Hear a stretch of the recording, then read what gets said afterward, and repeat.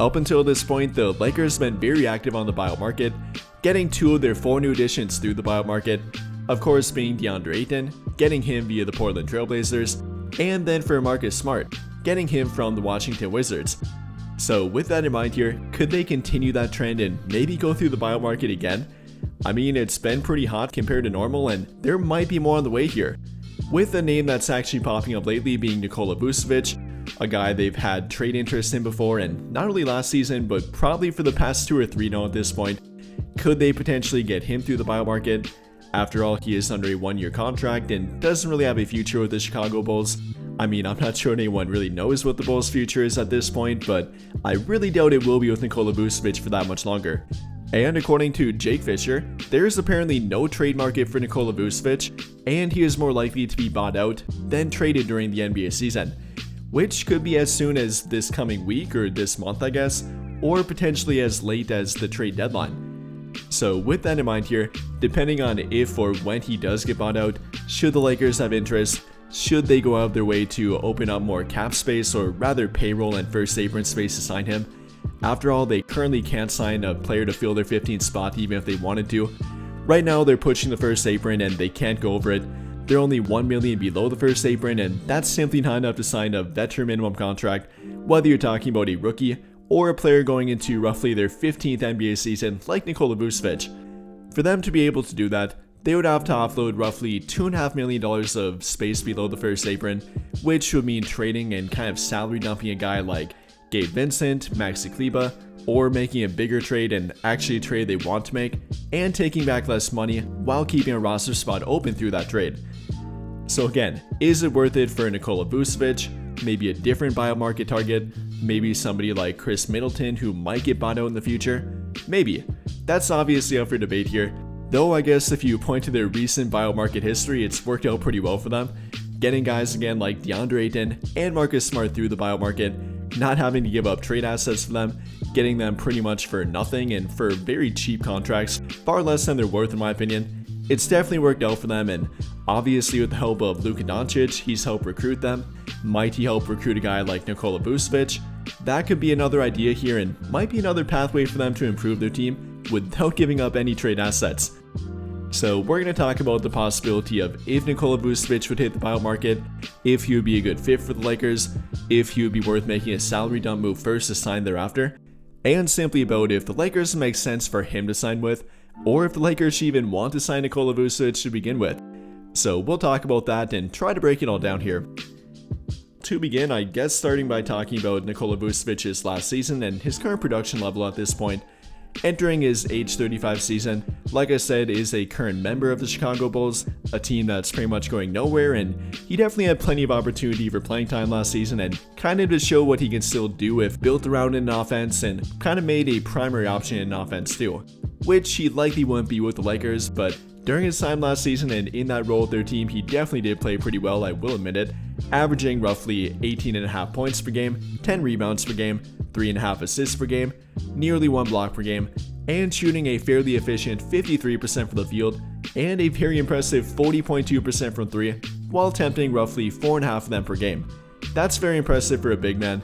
Any big that can shoot even above 35% from the 3-point line, let alone 40% like Vucevic did last season, is a highly sought after big man, usually. Unfortunately though, with Nikola Vucevic, between him being roughly 35 years old now at this point, will turn 35 on October 24th, so pretty much when the NBA season begins here, then with the defense or kind of lack thereof there with him, you know, I wouldn't call him the worst defender in the world, but he's definitely not a good defender. Maybe average at this point, usually below average, and especially if you're talking about switchability on the perimeter, not good at that, so he pretty much is drop coverage dependent at this point. And then on top of that is not a great rim protector. You know, isn't terrible and does have a slightly positive defensive BPM rating last season, but isn't a good shot blocker, isn't a switchable defender, isn't the best help side defender, and in general is not a very productive defensive player. So if you're getting Nikola Vucevic, you're definitely doing it for offense, whether it be the floor spacing ability, that's something that can definitely be valuable, if he can maintain that anyways. I mean, last season is not a typical thing for him. The last time he even shot above 35% from 3 was during the 2020-21 NBA season. but during the 21-22 NBA season, only shot 31% from 3. During the 22-23 NBA season, only roughly 35%, then only 29% during the 23-24 NBA season. So you never know exactly what you might get with him. It might be an efficient shooting year for him, it might be a terrible shooting year for him, and I guess all you can hope for is something kind of in the middle there. Roughly around that 35% mark, that is kind of his overall 3-point shooting career average, so hopefully along guys like Luka Doncic, LeBron James who draw attention away from him, that would be pretty optimistic and probably pretty realistic too. Not only that, but then factor in the passing and playmaking ability with Nikola Vucevic.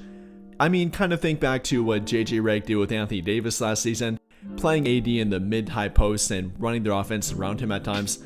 Nikola Vucevic can do similar things in the court, can operate out of the mid-high post and not only look to score for himself, but find backdoor cutting teammates, find guys that are running around the 3-point line, even have a play designed around him or maybe a certain kind of call around him against certain teams or against certain matchups.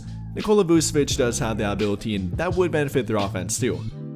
I mean, having a career average of roughly 3 assists per game to 1.7 turnovers per game, pretty good for a big, definitely showing his ability to be a playmaker on the court, not only for himself but teammates like I said too. So talking about offense with Nikola Vucevic, I think he would be a pretty damn good fit for their team.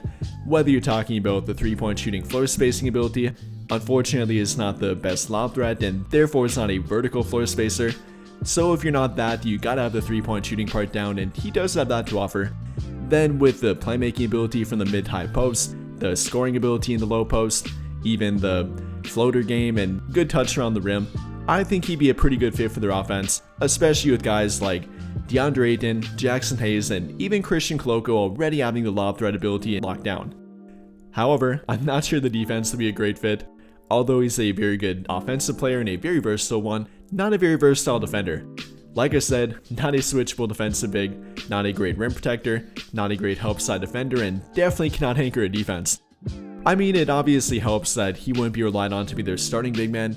That would be DeAndre Ayton, and Vucevic would then be looked at to come off the bench, and that might help him out defending against backup players and more bench players rather than the starting level opponent. But even so, he's not a good defender.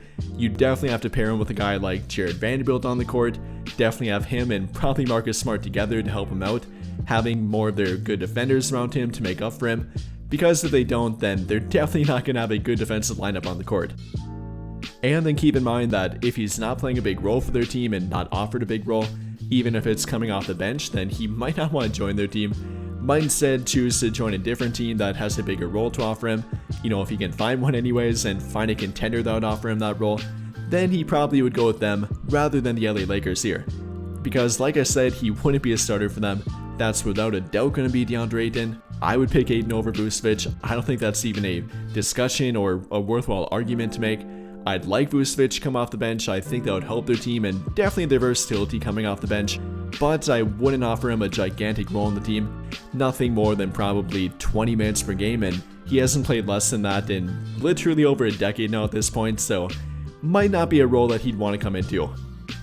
But hey, if he would, and if he'd want to take their role, and if he'd want to accept a veteran minimum contract from them after they make a salary dump or some kind of trade that would open up more space for them, then I'd definitely be open to it. Again, I don't find it very likely. I don't think he'd want to be their backup center playing roughly 20 minutes per game, maybe 25 at the absolute most, but I don't think they could really make that work. He can't play power forward. Ayton really can't play power forward. We're in the modern NBA here, not the early 2000s NBA. You know, maybe some packages might work with him at the 5 and Hayes at the 4, but even that would be very difficult to pull off, so I don't see them offering him a big role. I'd like to have him off their bench, but I'm not sure that Vucevic would want to play that role and join their team for that minimal playing time compared to what he's used to. I mean, maybe if Luka Doncic, a fellow European, would reach out to him and try to recruit him, then maybe he'd change his mind and feel a bit better about it, but I do kind of doubt it. I think it would be a situation where the team would want him and the team would reach out to him, obviously that being the Lakers here and maybe even Luka Doncic as well, but I'm not sure that Vucevic would want to take the role, take the less money probably compared to a different team, and probably the lesser fit than probably a different team and a different contender would offer him too. But with all of that being said, what do you guys think? How do you feel about the option of Nikola Vucevic hitting the buyout market? If you're the Lakers, would you try to sign him? Would you make a salary dump move for him? Or would you try to open up space just to sign Nikola Vucevic? Or would you have no interest in signing him even for a veteran minimum? Let me know your thoughts in the comments down below.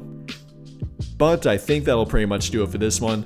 And if you enjoyed the video, then I'll greatly appreciate it if you dropped a like, subscribe to the channel if you have not already, and hit that notification bell to never miss out when I upload a video. But as always, thank you for watching and have a great day or night.